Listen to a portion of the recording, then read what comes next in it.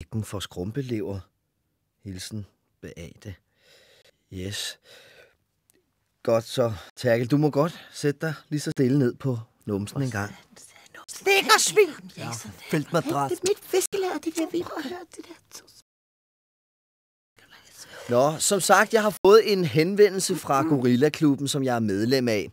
Og det viser sig simpelthen, at den sortbrogede salamander er blevet observeret for 3 dage siden, lige ude i Degnemosen. Og derfor har jeg arrangeret en lille telttur for os alle sammen. Så roligt. Stille og roligt, unger. Sådan. Vi tager afsted onsdag morgen, så jeres mor eller far skal lige skrive i jeres kontaktbog, at det er okay, at I overnatter ude i mosen. Undskyld, Gunnar! Ja, Silas?